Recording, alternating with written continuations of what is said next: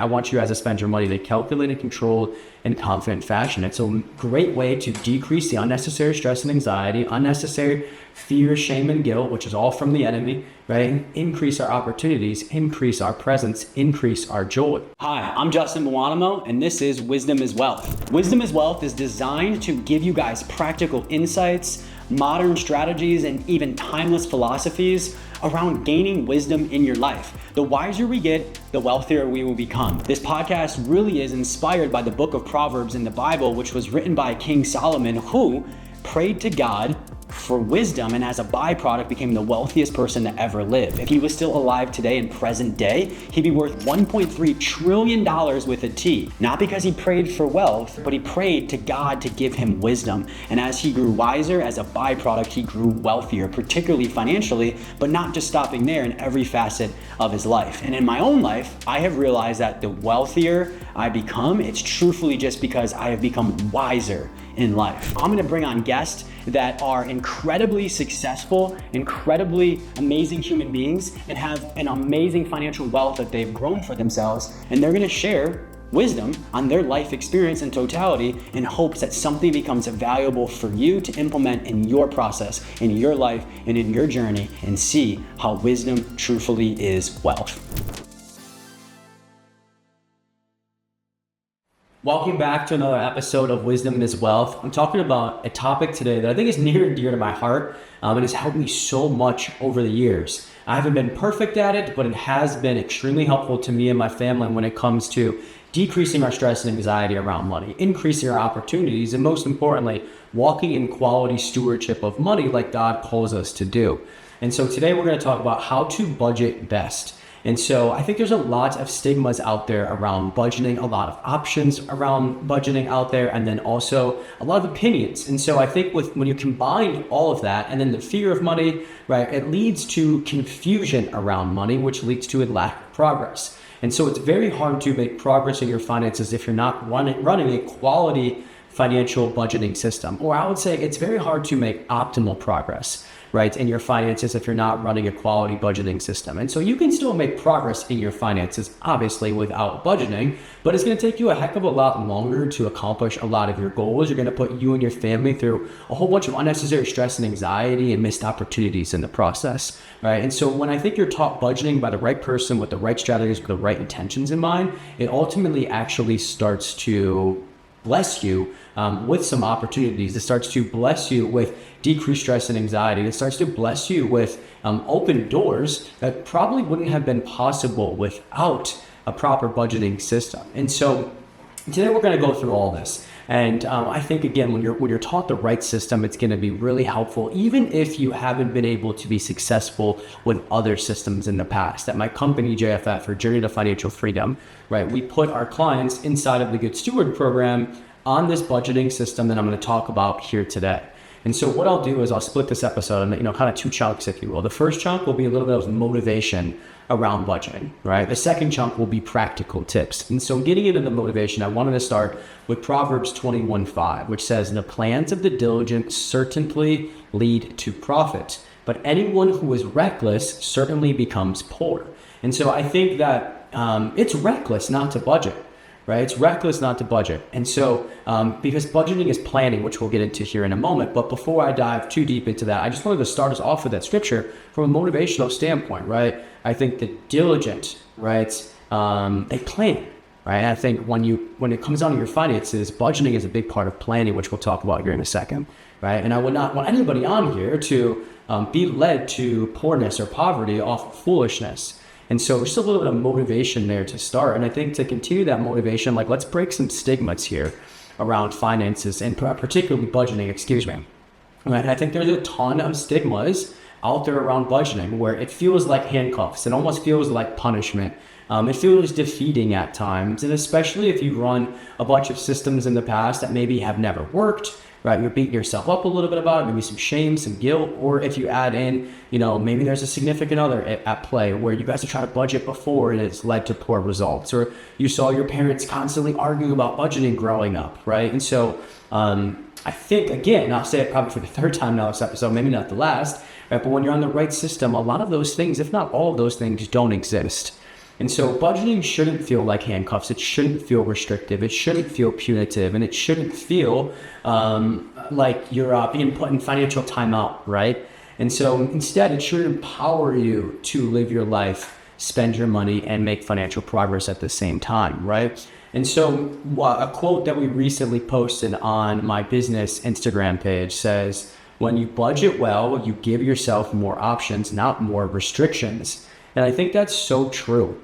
And because, people think that it's, like I said, it's restricting, and maybe there are systems out there, which I can completely understand where people are coming from with that. But I think when you're budgeting the right way, it's creating clarity, right? And when it creates that clarity, it shows you that actually I can do these things, and I can do them in a confident fashion, right? And I can also make financial progress at the same time.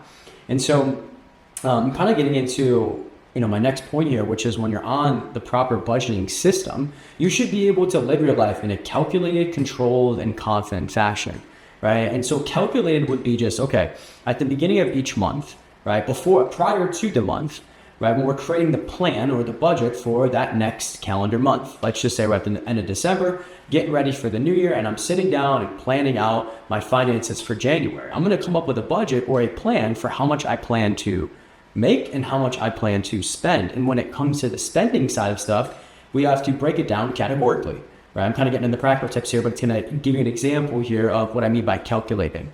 And so, you get into the categories, not just to make up a fake easy example here, right? Where it's like, okay, for groceries this month, I can spend $800 based off of all the numbers, my other expenses, my income, my leftover money goals, right? What I want left over at the end of the month to save each month, that fits into our budget. Right? It allows us to live our life and provide for the family and still have some money left over and make financial progress at the same time. Great. Right? That's the calculated. So you know that, okay, this is how much I actually should be shooting for. Next is the controlled piece, right? Which calculated, controlled, and confident. Controlled is like actually updating it as you go, which we'll talk about here in the practical tips as well. Right? That's just, okay, I have $800 budgeted to spend on groceries. I've spent $200 so far. That means I have $600 to spend between now and the end of the month until my actual spend on groceries hits that budgeted number, right? So you're actually just staying up to date with it, making sure that you're staying on track, aka spending your money in a controlled fashion. And then my favorite C of the three is the confident fashion, right? There's nothing worse than swiping your card or spending money, right? And feeling guilty about it or feeling fearful about it, like, oh man, should I be spending this? Am I have to skip this bill? What does this mean now? Am I have to put this on this credit card? Am I able to pay for this? Right? It's just, or like making yourself feel guilty about spending. And I always say, like, I'll use this a little more, I'll say a drastic example here, right? When people go on vacation and they're stressing the whole time on the vacation, like that doesn't sound like a vacation to me, right? And it sounds like almost like prison, where you spend all this money to go on this vacation and now you're constantly worrying about the money that you spent on the vacation. You don't even really get to enjoy it, right? And so confident fashion, meaning when you are swiping the card, especially on things that are a little bit more lifestyle based, you're not making yourself feel guilty about it. If anything, you're confident in that, right? You budgeted $600 for eating out next month. You got friends coming into town, and so you're gonna pick up the bill when you guys go out to dinner. And when you're picking up that bill, it's already accounted for in the budget, so you're confident in this thing. And so that could go with every single category of whatever we're spending our money on, right? I want you guys to spend your money in a calculated, controlled, and confident fashion. It's a great way to decrease the unnecessary stress and anxiety, unnecessary fear, shame, and guilt, which is all from the enemy, right? Increase our opportunities, increase our presence, increase our joy. And so I wanted to kind of start there with the motivation. Like, I want to break the stigmas around budgeting. Budgeting shouldn't be restrictive. It should give you more options. Right. Next with the motivation is going to be like planning or your budget being a plan and a tool. Right. And so I'll use this easy example for a plan. Right. If you had a goal, right, of getting in shape or losing weight, you would probably follow a workout plan and a diet plan. Right. At least I hope so. Right. And if you weren't, you wouldn't be confused on why you weren't making progress on those fitness goals. You're like, oh, of course, I'm not following a workout plan or a diet plan, right? And so a lot of us have these big financial goals, right? Like save more money, pay off debt, buy a house, invest in real estate, start a business, invest in the stock market, give to my family, leave an inheritance to my next generations, right? Whatever those goals may be, we're walking around with these goals, but we're not following a plan and we're confused on why they're not happening, right? And so I think your budget a lot of times is your financial plan, right? What is happening this month, next month, for the next 12 months, right? As we budget for each separate month, which again, we'll talk about in a second here with practical tips, right? It's like if you don't have a plan, right? It's most likely those goals aren't going to come to fruition, especially in the speed and the quality that you want them to come to fruition in. And so just this very simple, easy example, right? If you got financial plans, or financial goals, you got to follow a plan. Just like if you had fitness goals, you would follow a nutrition plan and or a workout plan. The next is like your budget is your number one tool to help you accomplish all of your financial goals in the fastest, cheapest, most stress-free and trustworthy ways possible. Again, could you accomplish financial goals without a budget? Possibly, yes. Right? But the idea is that without a budget, you're going to cost yourself so much unnecessary stress and anxiety and missed opportunities in the process, right? If you used a tool, right, you get there a heck of a lot faster. And so I'll use two analogies, if you will, two stories. One's an analogy, one's a story, right? And so the first one being, I always use this simple analogy or this visual where if you had a goal of digging a 6-foot hole right out in your yard, and you're competing against someone that's using a shovel, aka the proper tool, and you're over here using your hands, right? Who do you think is going to accomplish that goal a heck of a lot faster? Probably the person using the proper tool, the shovel, right? You still may get there with your hands, but it's going to take you so much longer with so much more wear and tear and stress and missed opportunities in the process. All right? So that's one analogy I like to use. Another one is the story.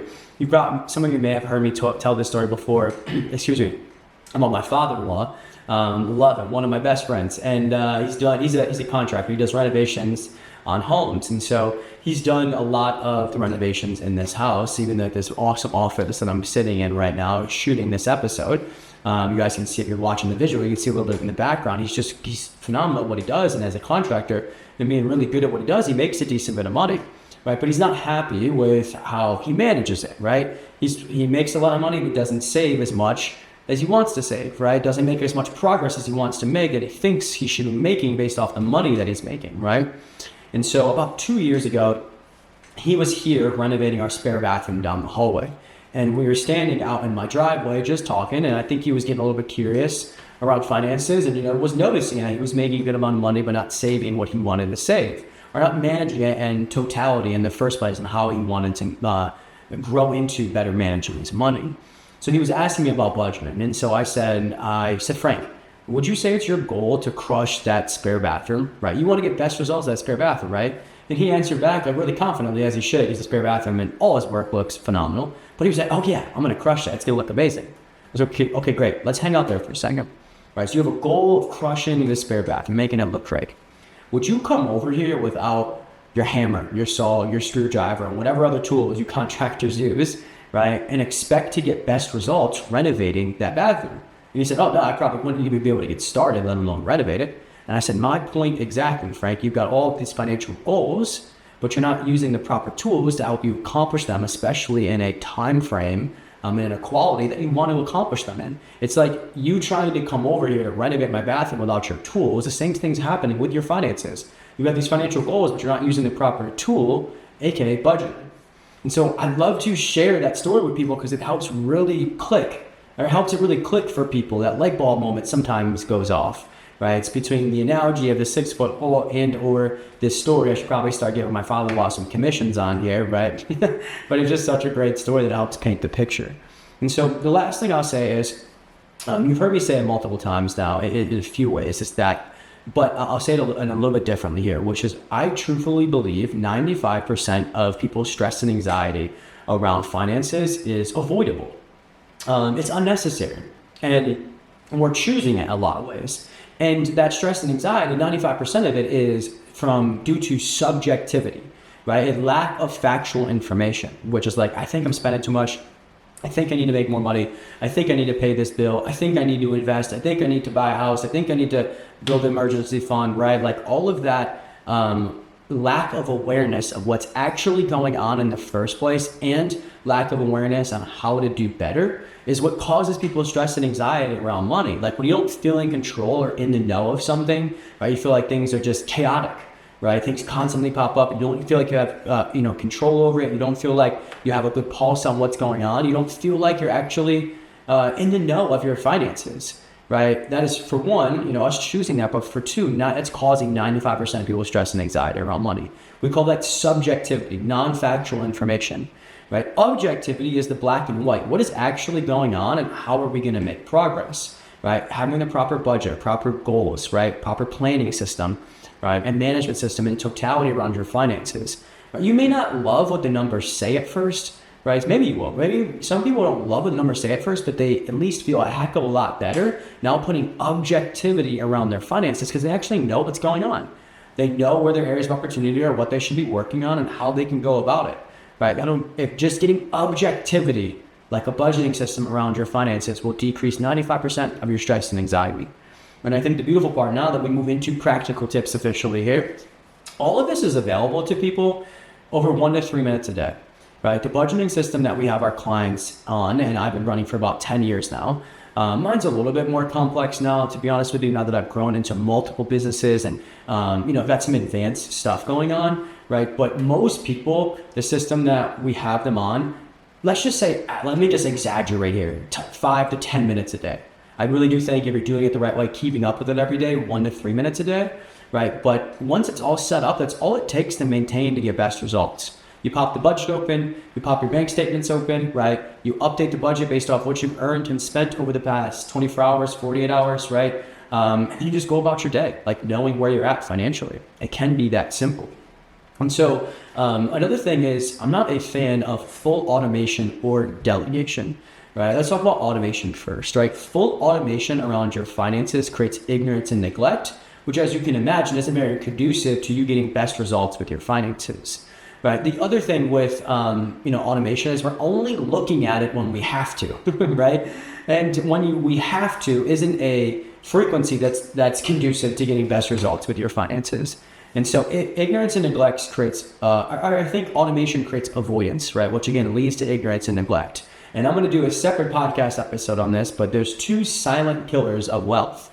Number 1 being avoidance. Right. And so that's why we love our system because it's not quantum physics. It's not taking you an hour a day. But again, our clients have a little bit of skin in the game where they actually have to open up their bank statement and their budget 1 to 3 minutes a day to update the budget. So you're staying in the know every day or every other day instead of having things fully automated for you that creates that ignorance and neglect. The other thing is delegation, right? I don't hear it as much anymore, but I used to hear it a ton. Like, oh, my CPA takes care of that. Or, oh, my financial advisor takes care of my finances. Or my spouse does, right? I want to be just like that loving mentor here for you guys to tell you that, like, it's nice to have those things. Right? We need a CPA, we need a financial advisor, right? Having a significant other involved in your finances is awesome, right? But there's only one person on this planet who can take control of your finances in a way that's going to get you best results and pass on a beautiful inheritance, not only of money, but good financial habits to your children and to the next generation, and that's you. Right? Your CPA only does your taxes for the most part, right? There's so much more that goes into your finances. Your financial advisors may be calling you once a quarter to talk about insurances and or investments, which are important. But there's so much more that goes into your finances, right? There's the day-to-day stuff, like the budgeting, like the goal planning, like the communication with your significant other, like tithing, right? There's so many other things that those people that, even if you do have all those people I listed to, you can't delegate those things to, right? Like that's just another creative form of avoidance. So we're not a huge fan of things that are fully automated and or things that are fully delegated for those reasons. That's why I'm not a big fan of apps either, for those reasons. For one, I think that they automate things too much. They're helpful. They're not bad. Don't get me wrong, right? But it's like, again, if you're trying to lose weight, a quality budgeting system would be like the meal plan or the workout plan, and an app would be like taking some protein powder or some creatine or some pre-workout, right? It's just a supplement, I think, to the main tool if you are to utilize them. So we strongly recommend Google Sheets, right? For one, for all the reasons that we just alluded to, that's not a problem with Google Sheets, right? Also, the big thing too with Google Sheets is you can see everything in one snapshot, meaning your income, your expenses, and your profit and or loss, so what's left over after you deduct your expenses from your income. right? So on apps, a lot of times, all your information is like segmented. It's like your income's over here, your expenses are over here, your investments are over. It's kind of all over the place, right? I think to be able to best comprehend your financial situation, we've got to see it all in one snapshot. And Google Sheets allows you to do it right in the same sheet. You can see your income, all your expense line items, and then what's left over at the end of the month. And then also it saves to the cloud automatically, so you don't have to worry about using it. You can share it with other people like significant others, financial advisors, coaches, CPAs, right? And so I think it's just very user friendly. And this is one of those things I'd be more than happy to dig deeper into this, but just take my word on this one. Like past these points, we're like, I've been doing this for 10 years now. I've worked close with 600 people on their finances, particularly around this budgeting system. And we have just found that this is just what works best to get best results.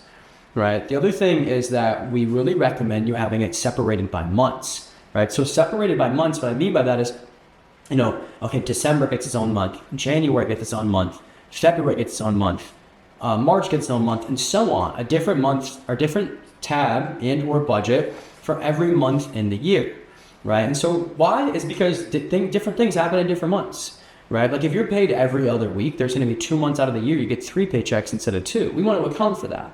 Right. Also, income-wise, what happens in February? Everybody gets a paycheck or a tax return, right? Depending what you do for a living, right? So we want to be able to plan for that accordingly, right? And then on the expense side of stuff, obviously, I'm doing this in the month of December right now, so it's the holiday season, right? We want to budget for gifts, right? There may be some quarterly expenses that don't come out every month that we need to budget according for. I know our HOA comes out once a year in January. I'm actually saying it out loud, it's twice a year, January and July. Right. And then, I always make this joke, but for some reason now, including my daughter, everybody in my wife's family was born in the month of March. So we have to specifically budget a lot of extra money that month for parties, birthday gifts, etc. Right. And so it's just different things happen in different months. And to be optimal financial managers, right, we need to account for those different things in different months by planning for them accordingly, by having separate months for each, or separate tabs or our budgets for each month. Right. And then last couple of things here, right? I strongly advise having an actual column in your budget, which means tracking as you actually spend. One of the biggest mistakes we see people make with their finances, they come up with what they'll call quote unquote a budget, which a lot of times it's not. It's just a couple of ideas of numbers they want to stick to before the month or before the year. Like, okay, I'm only spending $200 this month on eating out. Right? And they set that number before the month and they get into the month and they don't track as they actually go. So you're halfway through the month and you've got no idea where you stand. Right? And so start tracking as you actually go. If you set a budgeted number or a budget for yourself, great, that's awesome. What we need to do is track every day or every other day as you're going to make sure you know how close you are to hitting that budget and or going over. Right? It allows you to not spend money on unnecessary expenditures, right, by being in the know of where you actually stand and instead recoup that money to go back in your pocket to go towards financial goals. Right? And so have an actual column or a way to track as you actually spend so you can see how close you are to hitting those budgeted numbers, whether that's via income and or for your expenses. That'll make a drastic difference in your finances. Right? And then the last thing here, if there's business owners listening to me, I would highly recommend having a separate budget for your personal and your business, right? They're 2 separate entities, 2 separate expenses, right? I always say the federal government looks at us as 2 separate entities, so we got to manage the money accordingly. Right, so you might be in it for 5 to 8 minutes a day, right? I have one for my business and one for the personal household. And so I just wanted to kind of just create this episode because for many reasons, but for one, I really believe in budgeting. It's really helped me a drastic amount over the past 10 years. Number 2, most importantly, I believe this is what makes us good stewards of God's money, right? You can't improve something you're not measuring.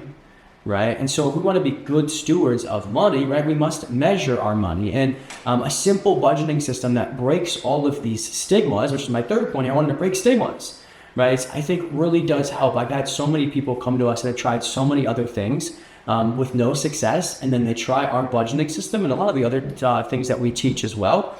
And they start to have a drastic amount of success when it comes to budgeting and finances in totality.